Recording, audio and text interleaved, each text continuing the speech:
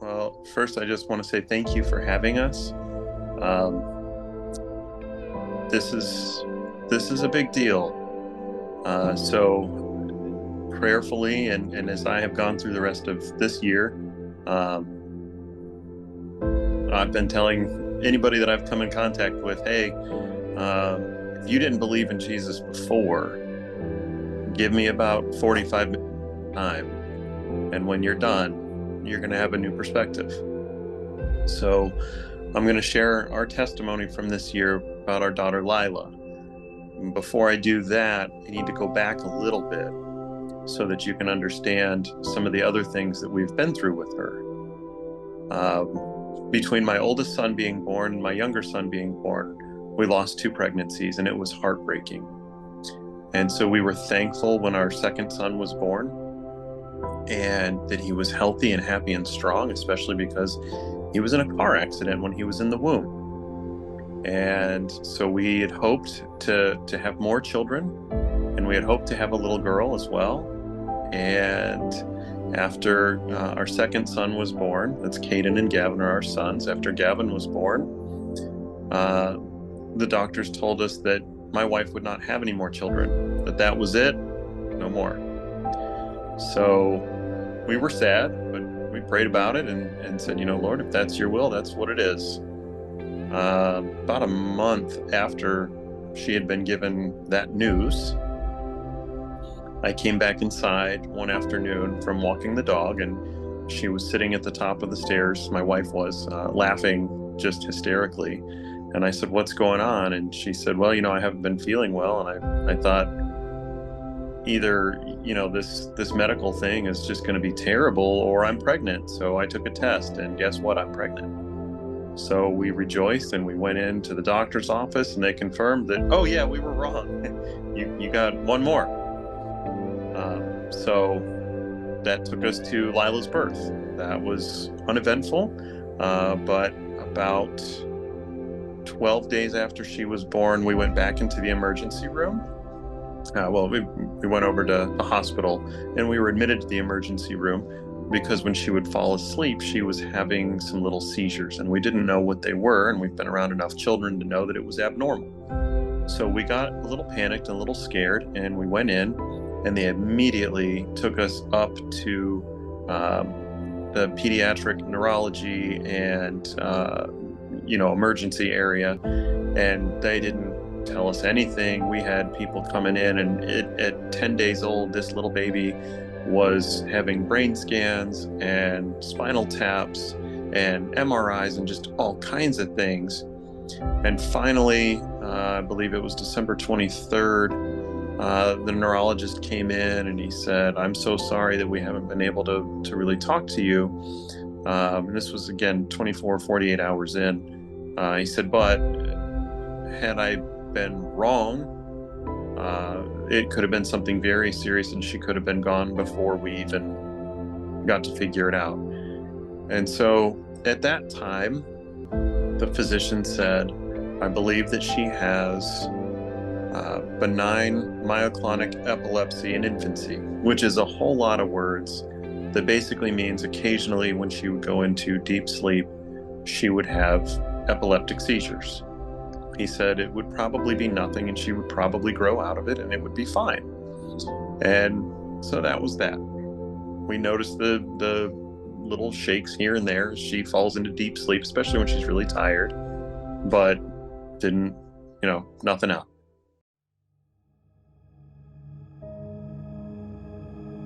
On January 3rd of 2023, we had a whole lot of family in town that was just going out of town, and that's the reason that I remember so specifically the date.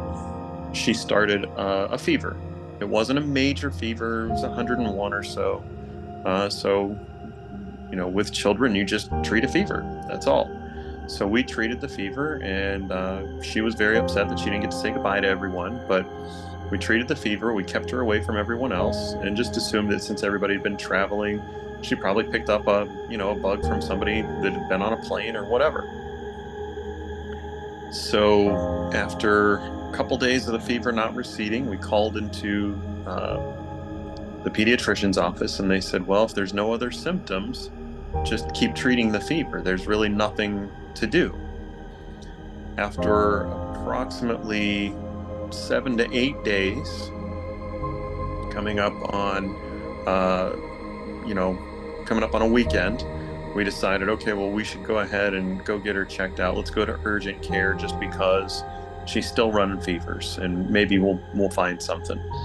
So my wife took her to urgent care, and they ran, a swab to see what would come back, and everything came back negative. So there was no cold, there was no flu, there was no COVID, there was no anything else that populated on the swab. And so they said, well, we'll give her a round of antibiotics, go on home, take the antibiotics, just to kind of be safe, and keep treating the fever because there's nothing else. So we went home and we started the antibiotics. And then we got to the weekend, and it was a Saturday afternoon. And again, fever's been running constantly.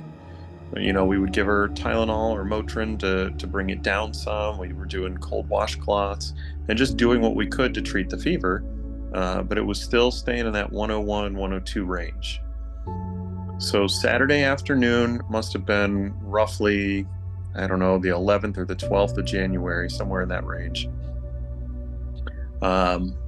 She had fallen asleep on the couch in the middle of the living room, and it's a leather couch. She woke up and started screaming that her head hurt. And so, sitting nearby, I jumped up and checked on her, and I could tell she was very, very hot. Got the thermometer, and we started getting the Motrin together and everything. And on the thermometer, the temperature came back, I want to say it was about 104.3. So it was extremely high. And so we immediately got the Motrin going and got that in her, and got her a sip of water. And she's sitting on the couch and stands up and she says, oh, I need to go to the bathroom. And so she took about 2 steps across the living room. And then, I'm sorry, this part's a little gross, but then she got very sick all across the living room floor to the bathroom. And she was, apologizing, and we're telling her it's not her fault, it's our fault because we waited, because we gave her the Motrin too fast, and with the water and the antibiotic in her and all this stuff. But then she felt better. And so we just assumed that, okay, well, that's fine. We just need to keep her hydrated. We'll keep working on the fever, and we'll keep working on getting the antibiotics going and just keep everything going. So we kept hydrating her and doing what we could to control the fever. And then we got to Wednesday. So now we are approximately 11 days into this fever. And now it's hit some high numbers. So we're a little more concerned. And it's a Wednesday night. I was actually at a men's group, and I got a phone call from my wife, and she said, hey, I need you to cut it short and come home.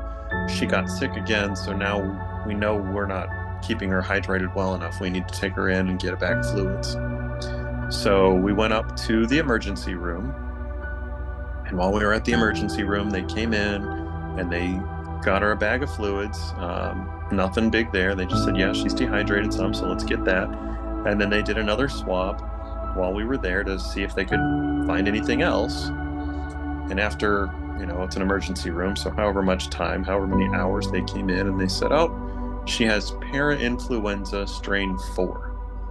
Now, if you're a parent, you are very familiar with parainfluenza strain 1. The common name is croup. So a lot of kids get that croupy, yucky cough. Well, strain 4 is similar, but it just puts out a high fever and some overall malaise, and then it goes away, but it can go for about 3.5 weeks is what they told us. So we figured at this point, again, all right, well, we're 13 to, however many days through this. So it's probably, going to run its course here pretty soon. They told us to go on home, continue the antibiotics, and, treating the fever. So we go home. And from about that point forward, might have even started actually the previous Saturday when she first got sick and had the headache. We still have a baby monitor in her room because she's upstairs and she's the baby. But about every morning when she would first wake up, she would shout through the baby monitor, ow, daddy, my head hurts. And so I would get up and run up the stairs And by the time I got up the stairs to her, she would say, "Oh, okay, it feels better now." And she would have a little drink of water and go about the day. And so the same thing continued to happen after this trip to the emergency room. And when I say continue to go about her day as normal, even though she was running a fever, they had now told us kind of what it was, we thought, so we weren't that scared anymore. So we were letting her get back outside and trying to play. And I mean, she's jumping on the trampoline, she's doing cartwheels, she's riding a bicycle. She's not having any problems at all, other than the headache first thing in the morning. And, now she's gotten sick on us 2 times. So we go forward another week, another 7 days. We're still fighting this fever. It's still not gone. But at this point, we're starting to feel like, okay, we're coming to the end of this now. It's got to be pretty close. The antibiotics are all gone. Haven't had any more issues other than the pain in the head in the morning. And, again, then that goes away and they didn't see anything else going on. So we'll just keep doing all this. And the following Wednesday night, she got sick again. And we thought, okay, well, we need to make sure we keep her better hydrated now because she got sick again. It's got to be close to the end of this thing. We'd even gone to the pediatrician earlier that same week just to get checked, and they checked all of her levels and everything was fine. Everything was normal.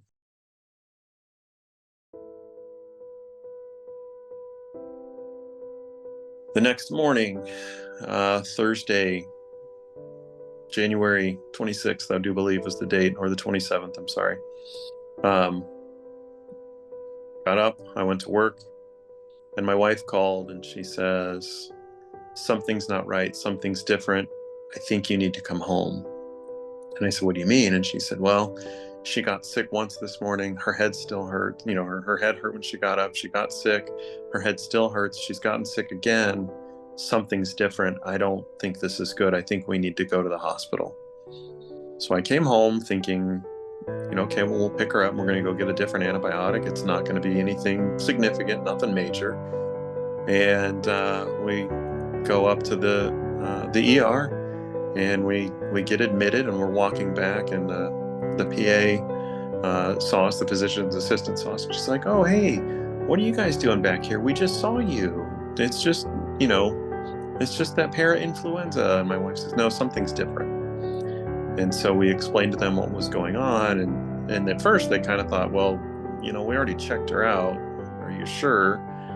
But we insisted a little bit, and they said, "Okay, well, we'll go ahead and do a CT scan and just see if there's something going on since she keeps saying her head hurts."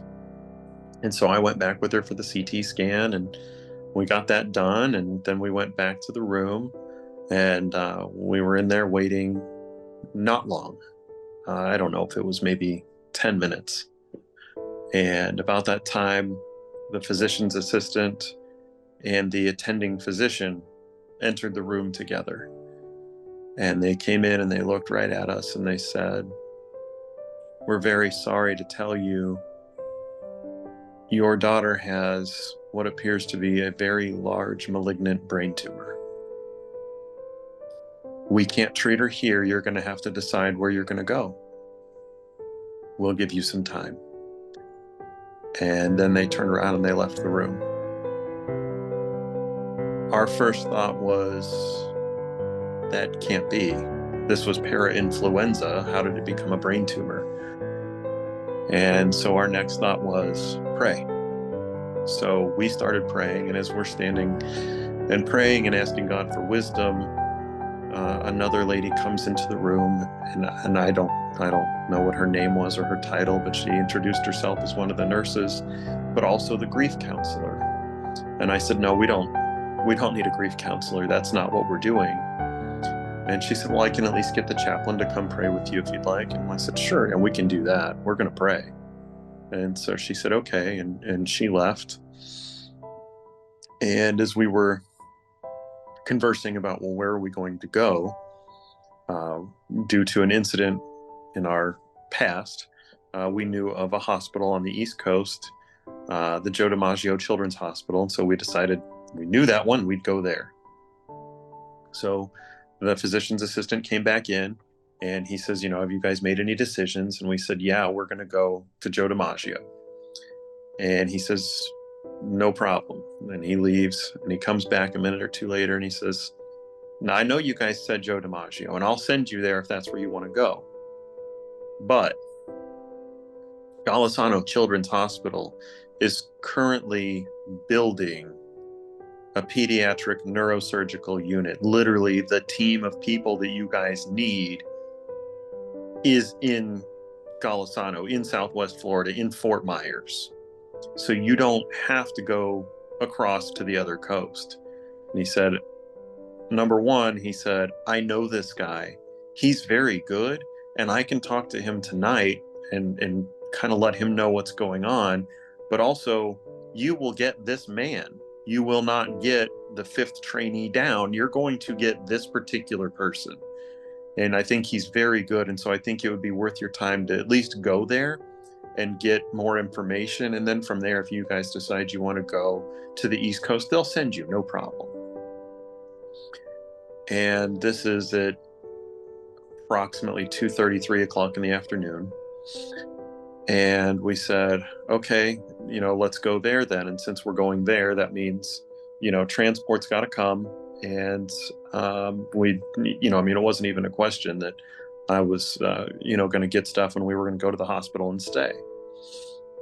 Fortunately, we have family very, very close where we live. We basically kind of share a driveway. So my wife and I decided, okay, I'm going to go get the stuff rounded up and kind of get the boys situated and then meet them at the hospital. So I left and I felt a little guilty because I realized it gave me a chance to go and let some of the emotion out. And so I got in the car and I just kind of burst out and started crying and praying. And while I was doing that, I reached out to a very good friend of mine, a very good brother in Christ, if not my closest brother in Christ or, whatever, my best friend and my closest brother in Christ. And as I was speaking to him and telling him what we'd just been told, he said, I just want you to remember something. No matter what happens, Lilah wins. Either she's going to go be with Jesus and she wins, or she's going to be returned to you guys and she wins. And it was about that same time that my wife was praying over her. And one of the things that we have come to really understand over the last couple of years is, yeah, we're parents, but we're stewards. There are children here on earth, but we're their stewards. And so my wife's prayer while I was in the midst of that on my own was, Father God, I'm her mom, but I'm just her steward. And she's your child. She's your child to do with what you want. So you can take her and take her home to you, or you can show us and your power and you can keep her here. And so I had a couple other phone calls on the drive, some very other helpful conversations and wonderful, beautiful people. I got home and took the boys over to my brother-in-law's house. He knew what was going on at this point and was trying to do everything he could to help. So I took the boys in and said, hey, Lilah's more sick than we knew. So mommy and daddy are going to take her up to another hospital for a couple days. And then, hopefully we'll just be home right after that. And my younger son said, okay, that, he kind of took it at face value and said, I'm going to go play. And my older son said, Dad, can I talk to you for a minute? And we stepped outside and he said, does she have a tumor or something? And I said, that's what they said. And so he started praying, and he also started reaching out to other believers that we know and asking them to pray. I didn't know that till after. And then I came and I got everything packed up and I drove up to the hospital. I actually somehow made it to the hospital before the transport team did. But the transport team actually came and took my daughter in and had teddy bears for her and things to take her up there and keep her calm and happy. And so we get to the hospital and they bring her in And first off, we had the most beautiful, amazing, and wonderful nursing staff. And I will share plenty about them as we go here. But it's, I don't know, 7:30 p.m. this Thursday night, the 26th. And we are trying to not panic because we know that God's in control, but we're also in the flesh here of what do I do? And normally when an illness or a sickness or something comes up, you have time that you can go look something up or you can go figure something out. And in this instance, God didn't let us have that. We didn't get to go look it up. Not then. We didn't look it up until later. So as we are getting into the hospital and they bring Lilah in and get her into the bed, all the nursing staff is coming in to get things set up and information and get everything going. And they kept doing all of the neurological testing. So they would have her raise her foot, and then they would push on her foot and make her hold it. And then they would pull on her foot and make her pull it back the other way and do the same things with their hands and on and on. And they were honestly astonished. They kept coming back to us and saying, is this the right kid? Because she shouldn't be able to walk or talk. Has she been slurring her words? And we were explaining to her, no, just yesterday she was doing cartwheels in the driveway and everything was fine. She was riding a bicycle. You're talking about balance problems? No, she's been totally fine. And so they got us all settled and in and about an hour later, Dr. Spinks walked into our lives. And I'm so thankful. And there's so much that goes with all of that that I'm excited to share. But Dr. Spinks walks in and he says, I saw the first film. I don't think it's clear enough. So I'm going to schedule an MRI. And we're going to do that tonight. And then I'll be in tomorrow and we'll talk about our options and where we need to go and surgery and whatever else. And my wife and I were just kind of floored that, number one, at 8:30 p.m., this gentleman came in to meet us on a Thursday night. And number two, that we're talking about surgery tomorrow. And so we said, okay. And the nursing staff came in and told Lilah, hey, I bet you're hungry now, because they had used some steroids to bring the swelling down and she was ravenous. And they said, well, you can only eat if we can get through the MRI first. We have to do the MRI first. And after the MRI, you can have something to eat. But when we do the MRI, in order for you to be able to eat afterwards, you have to do it without being sedated. So you have to go into the MRI machine and you have to stay awake, and you can watch a movie and stuff, but if you can't do it that way, then we're going to have to make you go to sleep. And she's like, well, I want a piece of cheese pizza, so let's do this. So I went with my little 7-year-old girl and watched her get laid down on a table and strapped down, and then give me a thumbs up because she had goggles on and she was watching some cartoon. And she was just as happy as could be.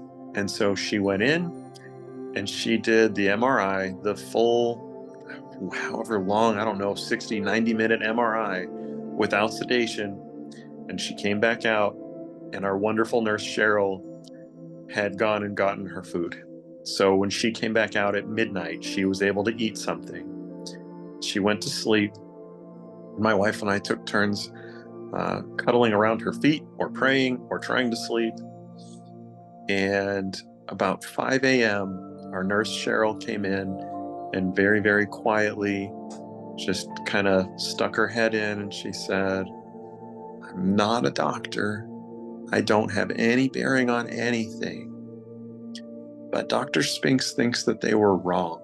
He looked at the MRI and he doesn't think it's a cancerous tumor.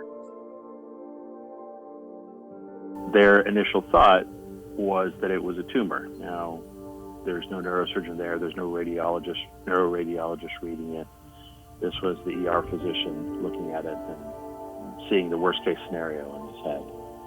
Fortunately, he called me immediately and talked to me about it. And it would have been nice if we had the arrangement where I could have looked at the films then, but Hospitals don't share films very well, so I was not able to look at them, but I talked to him about it. I told him we'd be happy to take care of Lilah at Golisano, and so he went back to the family and talked to them about it and reassured them that I was comfortable taking care of her and was happy to see her and would be here when they got here. And so that's what they did, transferred over to us. Fortunately, when I heard the story, looked at the films, I started to think that maybe this wasn't actually a tumor, and the MRI confirmed that it was actually an abscess. 7 a.m., our next nurse came in, and her name was Jen. And Jen came in, and first off, she met Lilah in the midst of Lilah being hooked up to multiple IVs and all kinds of things going on, and Lilah could barely move. And Jen gave little air kisses to Lilah and taught her the word in Spanish, which I'm not going to try to say because I didn't learn it and I probably would get it wrong anyway. But she taught her that, so that from that point forward, anytime she would walk in and anytime she sees Jen, she will say it and she will give little kisses. And it was kind of a sweet little way to say, like, I'm okay. We're all good. It's okay.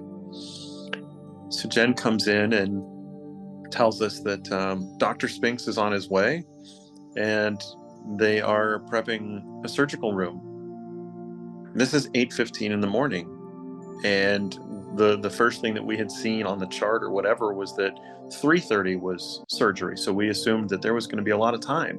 There was going to be some discussion and some what's going on. And so Dr. Spinks is apparently somewhere in the hospital already. And Jen saw that we looked surprised.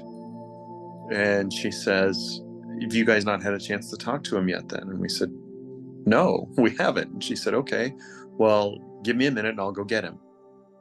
So Dr. Spinks comes back in the room, and my wife is the one that does all the health and medical stuff like this. So he comes in and she starts firing off the questions. He says, what questions do you have? And she starts firing off questions.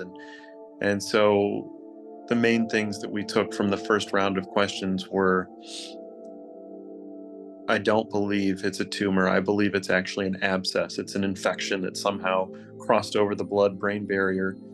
It's incredibly rare, but the fact that that's what it is, if that is what it is, means that we're going to have a rough time, but it's recoverable.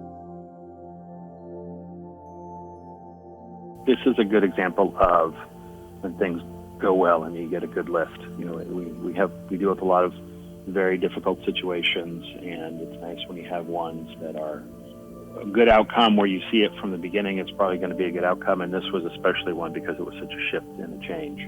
I told his parents when I talked to them that it's pretty rare that I can walk into a room and tell someone that their daughter has an abscess in their brain and have them laugh and be happy. It definitely is gratifying. Gratifying is not even a good word. Fulfilling when you have those moments where you can see it working. And you can kind of, it's almost like you get to look behind the curtain a little bit, and God says, okay, here's where things are going, and you get to feel like you're playing a little part of that, even though my part is just sort of doing what I'm told. It definitely is one of those moments where you feel that comfort that there's a reason you're here, and there's a reason that I ended up doing what I'm doing, and a fulfillment, a satisfaction. Those don't quite seem to exactly explain the feeling, but a connection to, the world and the families and things when those things happen.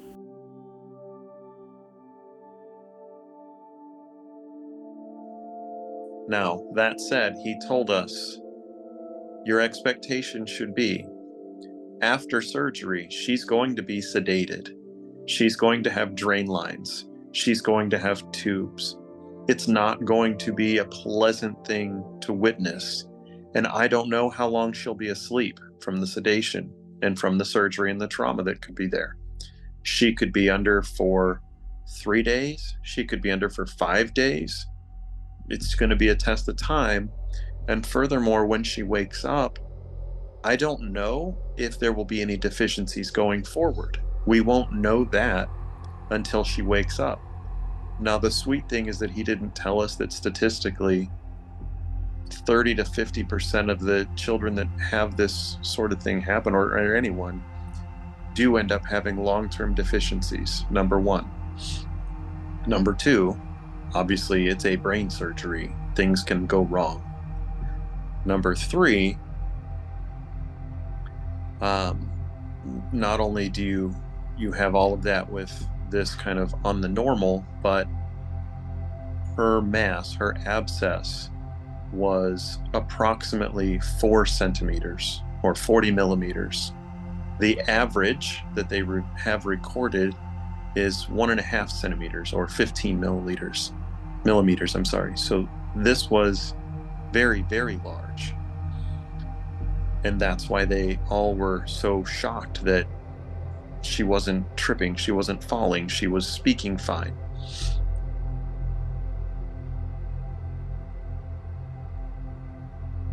One of the nice things about where we live in general, and certainly Golisano, is there is space for families and staff to practice their faith and have their faith. There is that ability, and certainly with patients and families, we make sure that they have the ability to feel comfortable with their faith and their journey alongside the physical journey that they're going through. So finally, Dr. Spinks turned to me and he said, "Sir, do you have any questions?" And I said, "Well, at this point, the only question I can ask is, sir, are you a believer?" And he looked right at me and he said, "In Christ, yes, I am." And I said, "Then I don't need to know anything else. I already know who's guiding your hand. Go do it." And so he left the room, and Jen was in the room still, and she said, "I heard your question. Would you like us to pray with you?" And my wife and I said, "Yeah, we would really like that." So because it was so time sensitive, I don't even know, like they must have an emergency bell in the hallway they ring, because Jen stepped outside and all of a sudden 6 nurses, including an older gentleman, RN, whose name is Ken, come running in together, and they hold hands, and Ken looks right at us and he says, "I'm 72. I was supposed to retire 6 years ago, but I felt like God kept telling me, I'm not done with you yet." And then he started quoting Psalms and laid hands on my daughter and prayed for her. And they all did.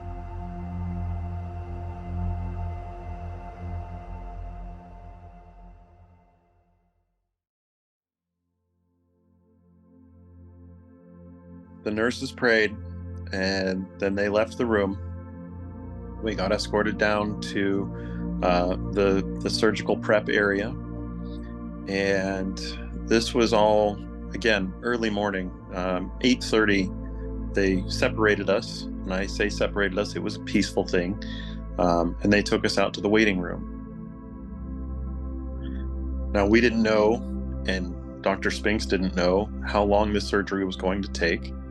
So we were sitting in the waiting room and praying and praying and praying. And in the midst of this, the interesting thing was, as we were praying, at a time that as a parent, you would be pacing and you would be terrified and you would be scared, we both felt this overwhelming peace. Furthermore, the youth pastors from the programs that Lilah participates, and our pastor and his wife came up to visit us at the church, and my wife and I laugh about it even still. Like, they must have thought that there was something wrong with us, because we had so much calm and peace that we were laughing. We were joking with them. I mean, you would have thought that, we were there as visitors, as guests for someone else trying to cheer them up, not that we were the parents whose daughter was in having brain surgery. And then before we knew it, it was roughly 12:30, 12:45, and we got the page that said, "Hey, the doctor is ready to see you in the debriefing room." So we go into the debriefing room and we sit down, and things suddenly start to feel very real again. And Dr. Spinks walks in and sits down with his surgical assistant, and they come in and sit down together, and he looks at us and he says, "It was an abscess, and I believe we got all of it, and we cleaned it up, and we stitched her up. And now there's still some work to do, but that part is done. Now I'm going to pause for 1 second here and go back a little bit, because there's something that's very, I feel, relevant. And that is, first off, the first radiologist looked at the CT scan and told us this is a brain tumor. We found out later the radiologist that actually reviewed the MRI that was done at Golisano also believed it to be a brain tumor. Neither one of them said this is an abscess.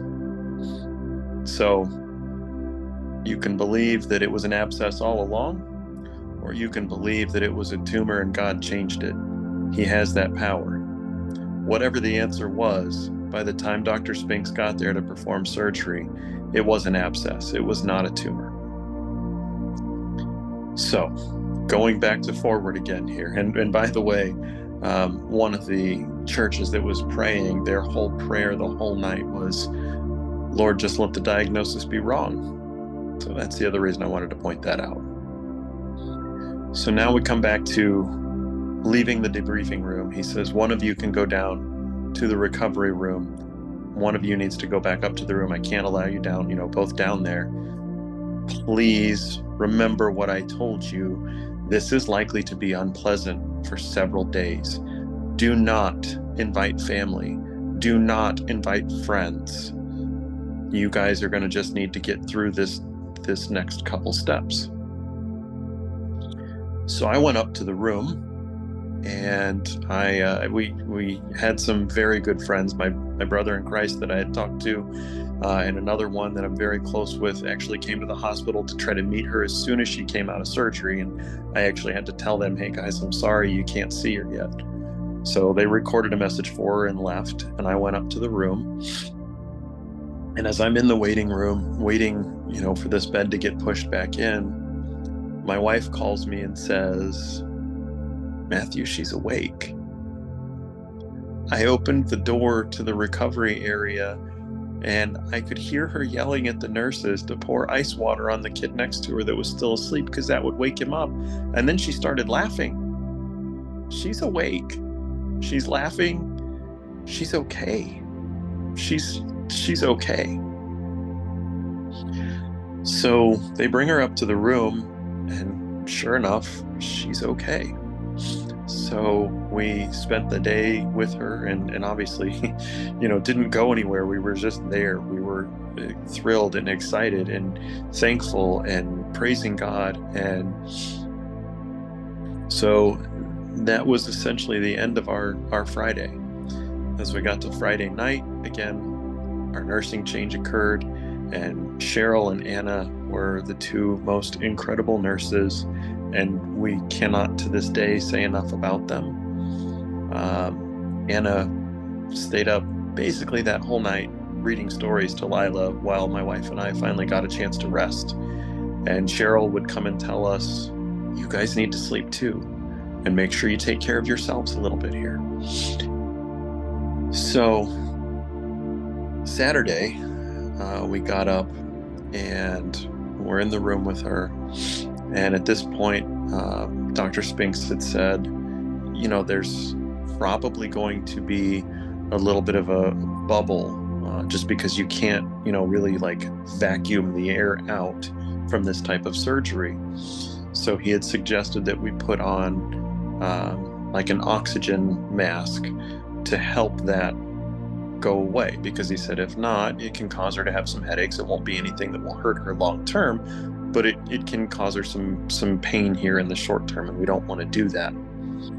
Along with that, one of the physicians went back, and this is where some of the stuff from the beginning was important, and they said, oh, she had this epilepsy issue, so let's put her on this this particular anti-seizure medication.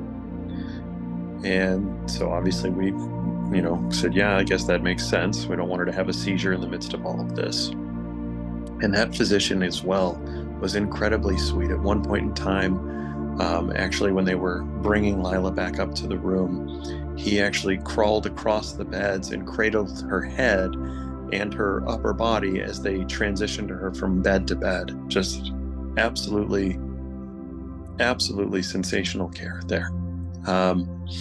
So anyway, she's got this little mask on and she's awake, and she's been watching some cartoons and some silly things, and then we couldn't quite tell what she was doing, so we pulled the mask down and away a little bit more and realized that she was singing. Worthy is the Lamb who was slain. And so after we recognized the song, after a line or two, we recognized the song, we got out an iPhone and turned it on so that we could play it along with, and so that she could sing it more. And so she sang Revelation song. It's one of the first things. She comes out singing Revelation song. And then a few minutes later, she quoted John 3:16. And so if it wasn't enough that she came out and she was awake, one of the first things that she did was to start quoting scripture to us and to start singing songs. Now, the song, we didn't realize quite how relevant it was yet, but it was very relevant, as we would see. So we spent the rest of the day just with her and with the nursing staff. And this was Saturday, just doing and being and praying and continuing on.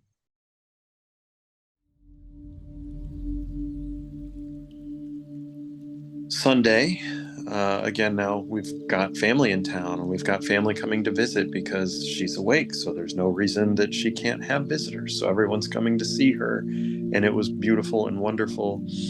And another one of the wonderful physicians comes in and says, "Lilah, I think it's time you get out of that bed."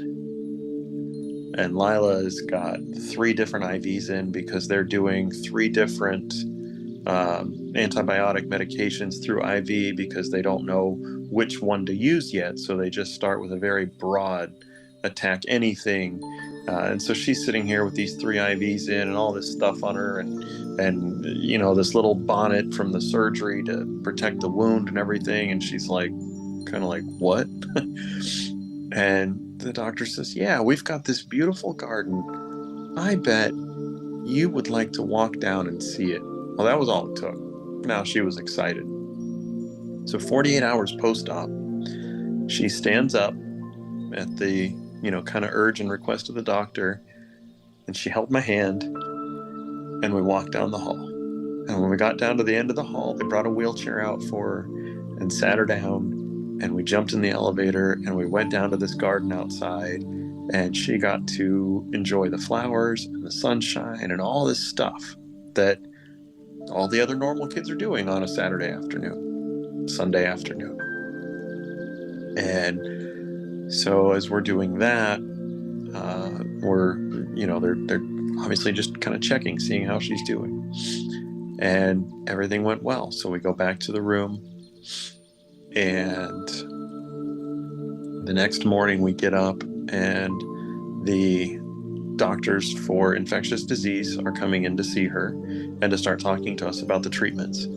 And so they're explaining to us that, they've taken a sample from what Dr. Spinks withdrew. It's going off to a lab. And at the lab, we're going to get to know exactly what it is. And then we're going to go from the 3 antibiotics down to 1. And they're sharing all this with us. And as they're sharing this with us, Mr. Burke, who is the surgical assistant, comes in. And so now we are 3 days post-op. And he comes in to take a look at the wound and see what it looks like. And he tells the infectious disease ladies, they can stay. They don't need to leave. We'll, continue our conversation, kind of don't bother him. And so he goes over and he cuts the little bonnet off that they had put on her to keep her hair and everything away from the wound and to keep the wound all covered. And as soon as he cut it away, my wife looks over and she just started tearing up, and she says, "Oh, Lilah, the nurses braided your hair." And the thing about that was really relevant was this poor girl had been through 3 weeks of these intense headaches that would come and go, and getting sick, and these fevers. So she hadn't taken a real shower and washed her hair and had it straight, and her hair went all the way down her back to like her thighs. Like, I mean, she had really long, beautiful Rapunzel hair. And Mr. Burke looks up and he looks right at us and he says, "Oh no, no, the nurses didn't braid her hair. Jay did, right when we took her back. He thought that when she woke up, she wouldn't want her hair to be such a big tangled mess. So he brushed her hair out for her, and then he braided her hair." So now she's got this off, and we see this beautiful braid, and they come by. There's a group within the hospital there called Child Life. And so the Child Life coordinator comes in, and Lilah absolutely just fell in love with her too. And her name's Mandy. And Mandy says, "Hey, would you like to paint?" So she sets up this whole thing in the main lobby of the pediatric ICU, and she takes Lilah out and gives her paintbrushes. And so Lilah is being kind of challenged. She didn't understand yet, but we noticed it right away, being challenged to use the paintbrush in each hand to paint.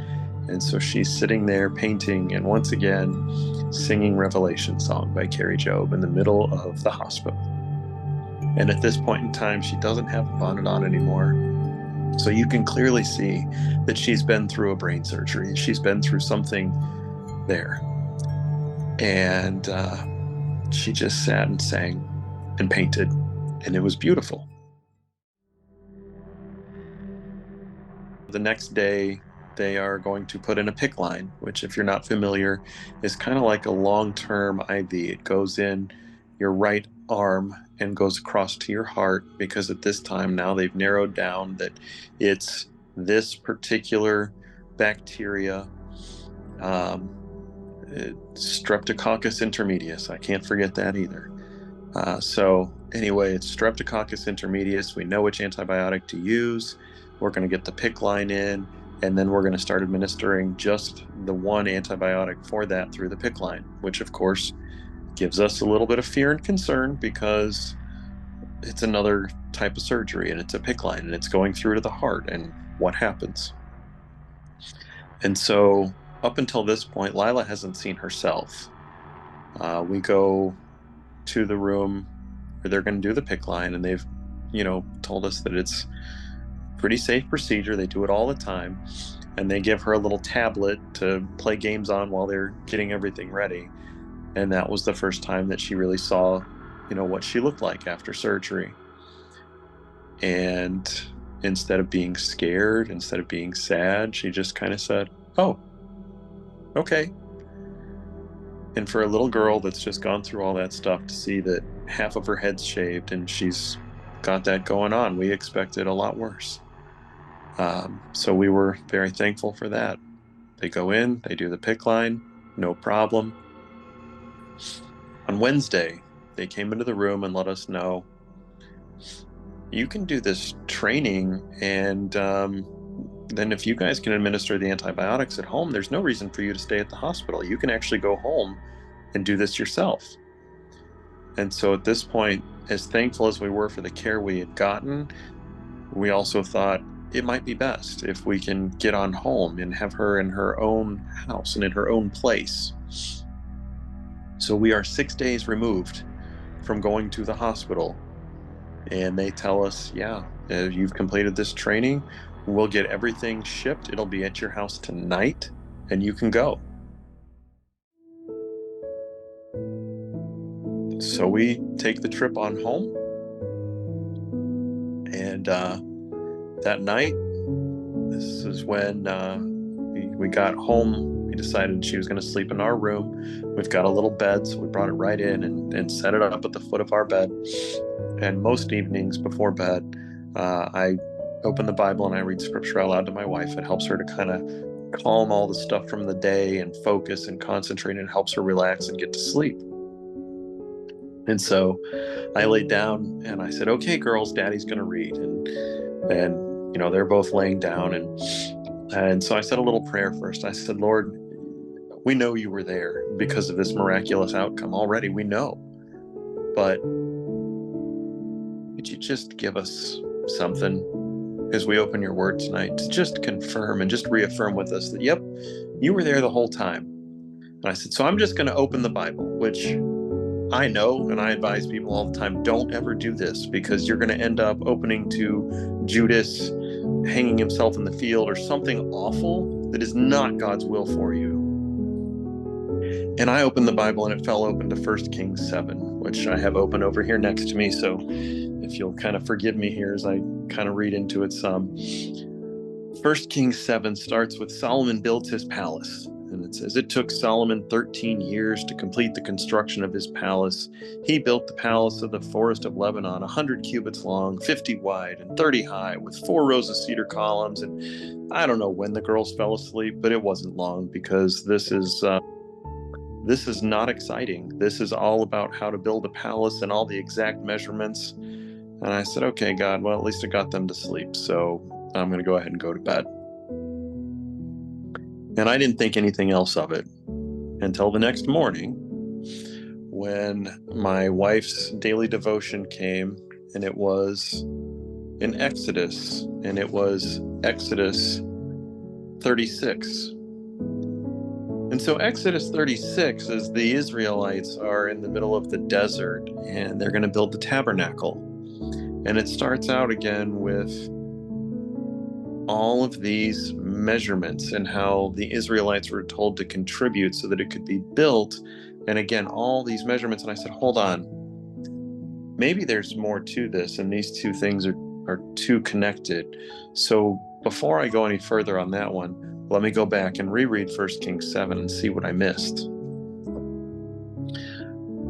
1 Kings 7, verse 13 says, King Solomon sent to Tyre and brought Huram, whose mother was a widow from the tribe of Naphtali. Now, I don't know if Dr. Spinks's mother is a widow. I pray that she's not. But it says, whose father was a man of Tyre and a craftsman in bronze. Huram was a highly skilled and experienced artisan in all kinds of bronze work. He came to King Solomon and did all the work that was assigned to him. And then it explains that the bronze work that was there was incredibly intricate and detailed. And I realized that the part that I had missed that God had for me was right there, that he brought forth someone from his people. He brought forth a surgeon to do all of this highly, intricately detailed work. God provided him. It wasn't man. It was God bringing Dr. Spinks in there. And then I went back to Exodus to read the rest to see what was there. And once again, what do we get? First off, we get the fact that the Israelites in the middle of the desert contributed so much, right? In this place where you should have fear and despair and not enough, they had so much that God told them, stop. You don't need to bring any more. And then, once again, from these people, God assembled a highly skilled team to take care of his task for them. And that I put to be was our nursing staff. That was just amazing. And so I thought, like, wow, this is amazing. And that's enough for me. This was good enough. And you know what? For a lot of things and a lot of people in a lot of places, that is probably enough of the story to say God was there. But he wasn't done showing us yet. The very first day, which was a Thursday, that we were supposed to do the antibiotic on our own, we did. And it was awkward.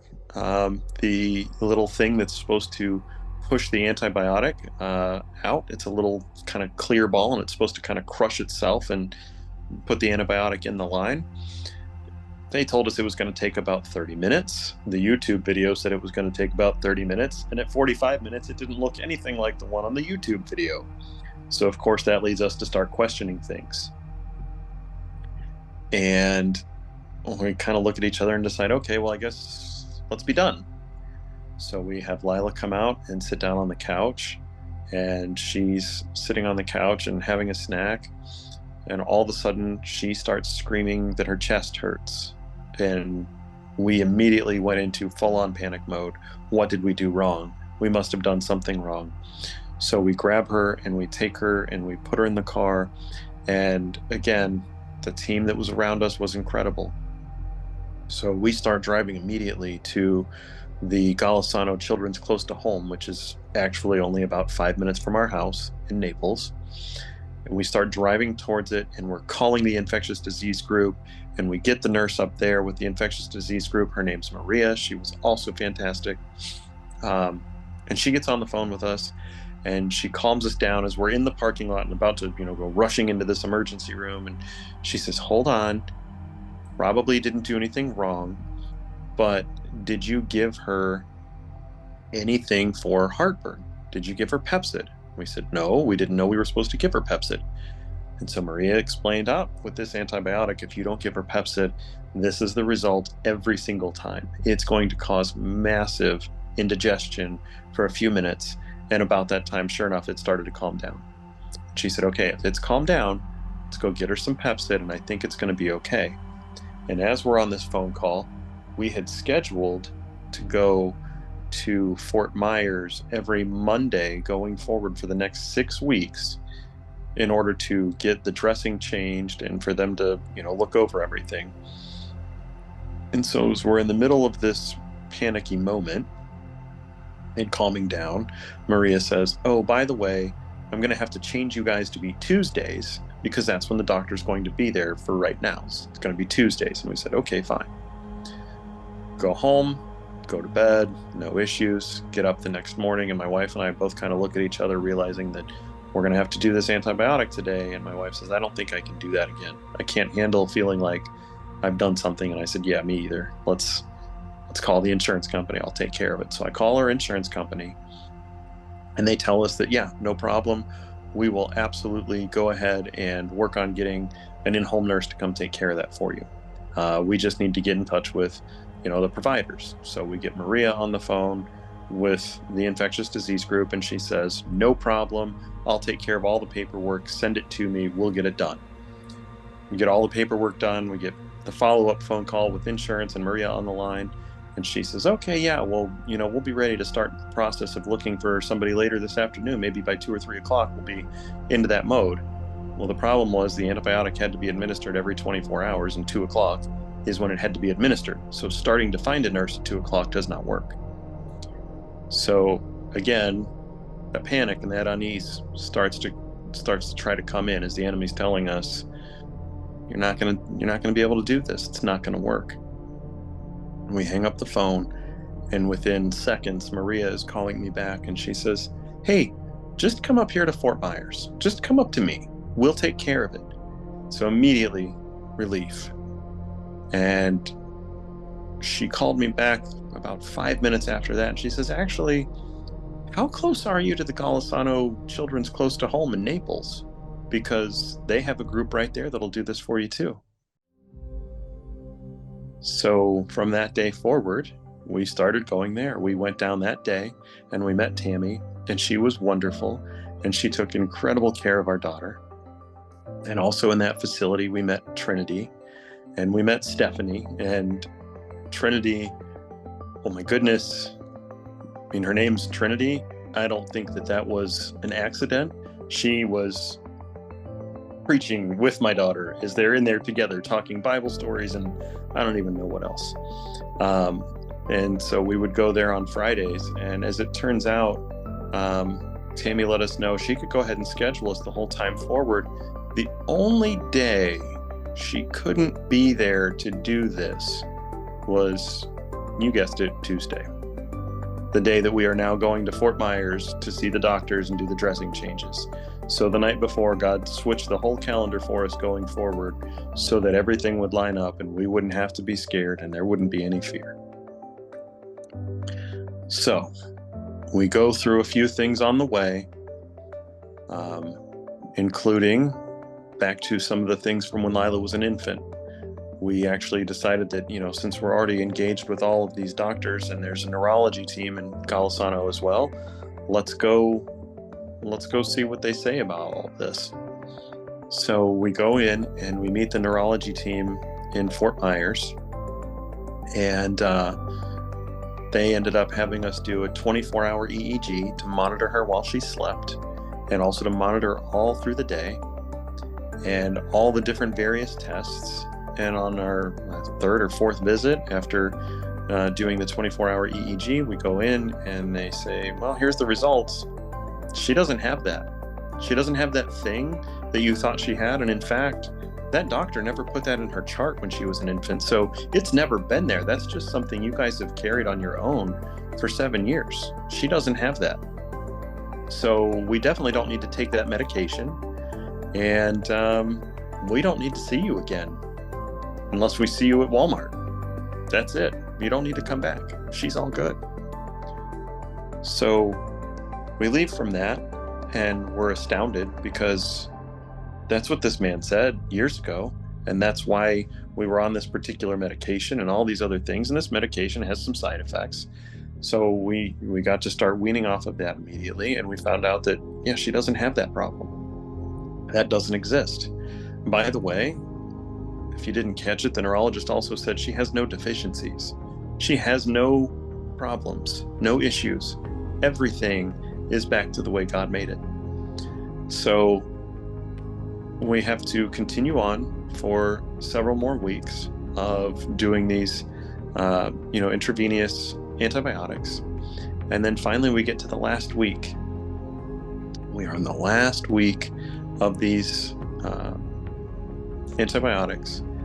It was a Friday that the PICC line was set to come out, and it's Wednesday, and we're getting ready to go to bed.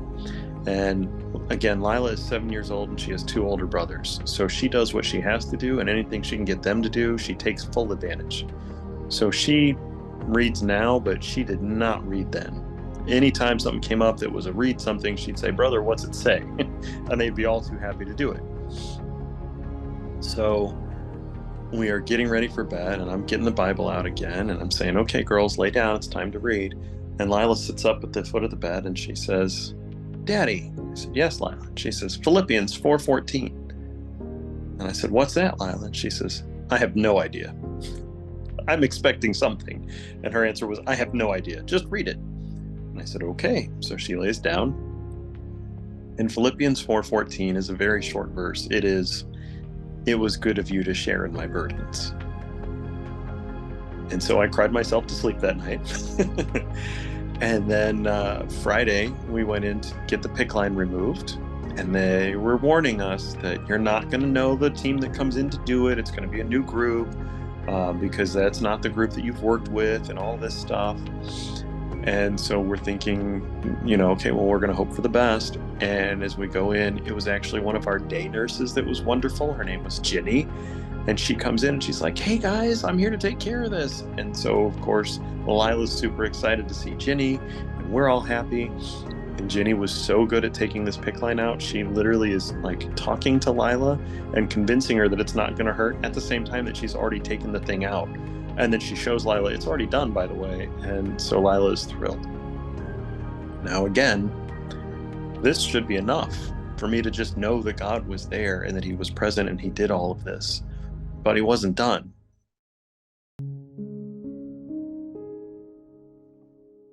He still had more to show us, that he was there. And that's why I'm actually doing this with Way FM here, because a couple weeks later, it was time for support drive. And on the radio, Wally was talking about the fact that music can play a part in your healing. And music sometimes is the way that you reach people. And I was driving to work and I said, "Okay, Lord, I hear you." My daughter started singing songs that she heard on Way FM. Yes, we play praise music, but we kind of have our own little set. And it wasn't Carrie Joe. No offense, Carrie, but it wasn't you. And so I called in and I made a contribution. And I shared this story. And I didn't think anything else of it. That was it. I was following what God was telling me to do. The end. And so we went on vacation after that. We went up to see family and spend some time and just try to kind of relax. And we came back to do the follow-up MRI with Dr. Spinks, which again, the enemy tried to get in and give us a scare, and Dr. Spinks called and said, no, this is actually fantastic. This one is cleaner than the one from before, and I was ready to discharge you completely from care on the one in March. So this is all good. Move along with your life. Everything's good. In fact, she can get back to doing cartwheels. The only thing he told her not to do was jump on the big trampoline, because big trampolines are just dangerous. So Dr. Spinks, if you're watching this, she has not jumped on the big trampoline. She is doing her cartwheels. She is doing all of the other things. So we get done with all that, and again, we're thinking to ourselves, like, this is fantastic. Life is going to go back to normal, and there's nothing else that, that there could be, and everything's good. And then out of nowhere, I get a phone call, and I answer the phone. It's a East Coast number from Florida, and I normally don't answer those because you never know. So I don't even know why I did this day.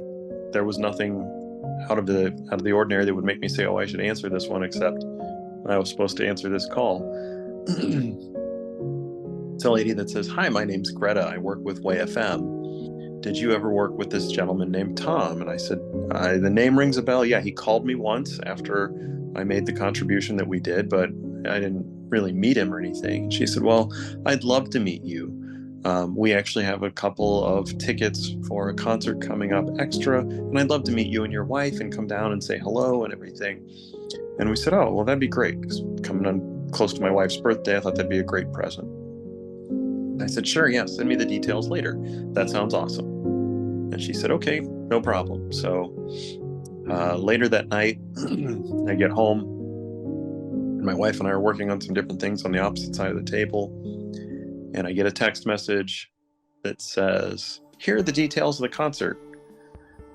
It's on such and such date at such and such venue. It's the Torwalds, Leland, Carrie Job, and Cody Carts. So I shared that with my wife, and she just looked at me and she said, that concert's not for me. I'm not going to that concert. That concert is for Lilah. That ticket is for her. So you make sure to call Greta in the morning and say, thank you. Yes, we will go, but it's going to be you two going. And I said, okay. So I got up the next morning and I called Greta back to let her know that we are happy to accept, but it's going to be the two of us. And she said, well, actually, I hope you don't mind. After I got that set up to have those two tickets, I actually read your transcript, and I got a couple more tickets that you can bring the whole family so that I can meet everyone. And that's where we went. So that ties it all back to the music from the beginning, and God just letting us know right from that very first day after surgery, it's okay. I was there. I took care of your baby.